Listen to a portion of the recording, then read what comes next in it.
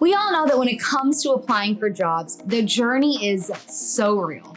You are a great candidate, but you might find yourself asking, what can I do to really show off my work experience, and how can I truly set myself apart? Well, the first step is a great application, and a huge part of a great application is, of course, a great resume. I'm Sinead, and today I'm sharing advice from Indeed's career coaches on how to craft the perfect resume so that you can nail that application and find a fulfilling career. Coming up, we're breaking down every step to crafting the perfect resume format so that it's clear, easy to read, and of course, professional. And you definitely want to stick around until the end of the video because I'll be sharing one really important tip on how to attract applicant tracking systems. Before a person reads your resume, the first to read your resume is often an applicant tracking system. So like I said, this tip is super important. You definitely don't want to miss this. All right, let's get started. Step 1, create a straightforward, easy to read document. There are two different types of resumes. The first is more well-known and traditional. In this resume, your work experience is structured in the order it was earned, starting with your most recent job at the top and the oldest at the bottom.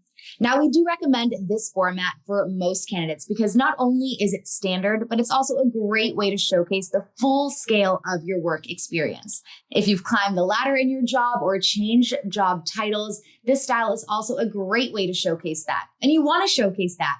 You earned it. The functional resume is a little bit different in the way that it's structured. In a functional resume, your skills are listed at the top with supporting experience listed underneath each one of those skills. Functional resumes are great for people who may have an unconventional career path or who are changing industries. If you'd like a deeper dive into functional resumes, head down to the comments and let us know. We're happy to help.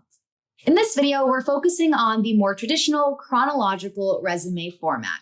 So when you sit down to craft that perfect format, always remember, less is more. That means no bells, no whistles. Stick to a clean document and focus on highlighting who you really are professionally. You have so much great work experience. Let that experience speak for itself. Now you can start with a plain document or head over to our resume portal and check out some of the templates that we've already created just for you. All right, so now when creating your resume, be sure to set your margins. You can make them as narrow as 1/2 inch all the way around. Use a standard font like Times New Roman or Arial.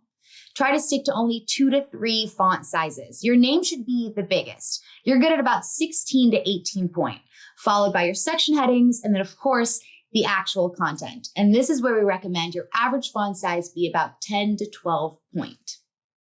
Make your section headings pop. You can do this by capitalizing, bolding, underlining, and of course, keep it consistent. Once you've decided how you're going to format each element, stick to it. Remember, less is more. Finally, no graphics, no logos, no pictures, and definitely no colored fonts. We want to keep everything clean, clear, and professional. Step 2, create a strong teaser in the upper third portion of your resume. The upper section of your resume is easily the most valuable real estate on the page. So that means that anything you want to be absolutely sure a potential employer will see should be placed right here in this section.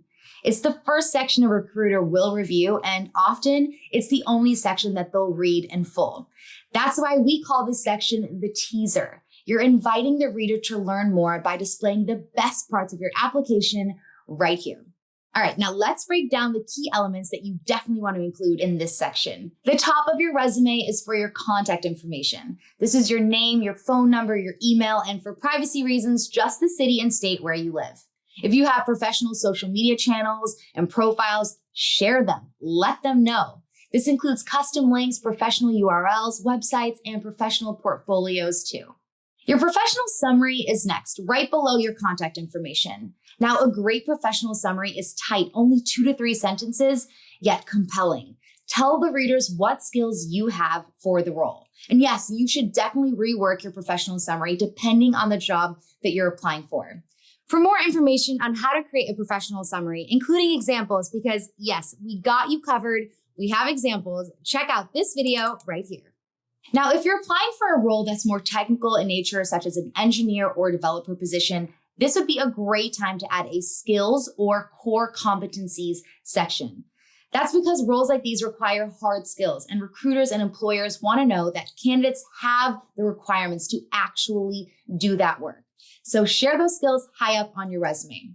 For less technical roles, it's encouraged to keep the skills down towards the bottom of your resume. And that's because employers might value your work history more highly than your soft skills.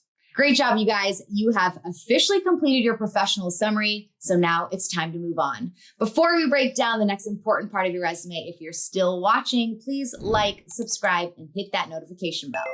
All right, moving on. Next up, step 3, list your work experience. Again, start with your most recent job at the top and include the company name, your job title, the job location, and your dates of employment. If you've been in the workforce for 10 or more years, it's okay to go over one page. Otherwise, try to keep it down to just a single page. I know it seems hard, but don't worry, I have some tips. If you find yourself getting a little bit lengthy, aim to highlight relevant roles to the job that you are currently applying for.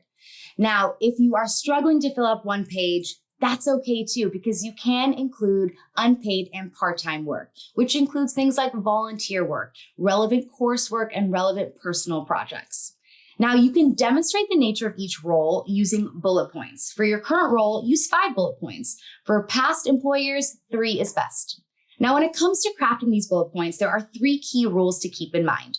Start each bullet point with a strong action verb and aim to only use this verb just once. Examples of strong action verbs include drove, led, supported, analyzed, and you can change this verbiage to match your resume. Use numbers when possible to help demonstrate the significance of your contribution. So whether you led a team of 6 people or raised sales by 20% in Q3, it's really awesome to prioritize your accomplishments in a numerical way. Explain your impact. Each bullet point should answer the question, so what? For example, there's a big difference between posted 3 times a week on social media accounts and posted 3 times a week on public social media accounts to re-engage customers, drive online visits, and boost brand awareness.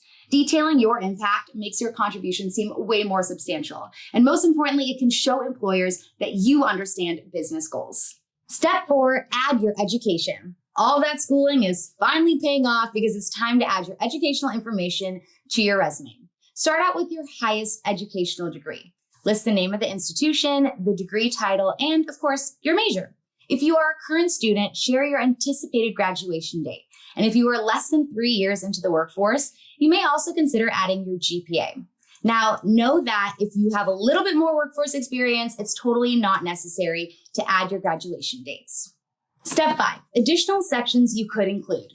Skills. List 5 to 10 skills directly underneath the job description. Now, if you're unsure of what to list for your skills section, don't even worry. Just check out some job descriptions of roles you want to apply for. That will help make it clear to any online scanning software or recruiters that you are capable of doing the job. For more information on how to approach your skills section, check this out. If you feel that your club or extracurricular involvement speaks strongly to your skill set, then yes, absolutely, it's probably worth including. Or if you are a contractor who can support their credibility by providing a list of past clients, or even a writer or academic in a field where publications are highly valued. Consider the unique needs of your industry and role, and feel free to create sections accordingly. Just make sure that they are relevant and enhance your professional focus, rather than confusing or distracting from it. Bonus tip, integrate keywords from the job description throughout your resume. As you may know, if you are applying for a job online, an applicant tracking system or an ATS may be the first reader of your resume. These systems help employers hone in on the perfect employee because it automatically narrows down who is qualified and who is not.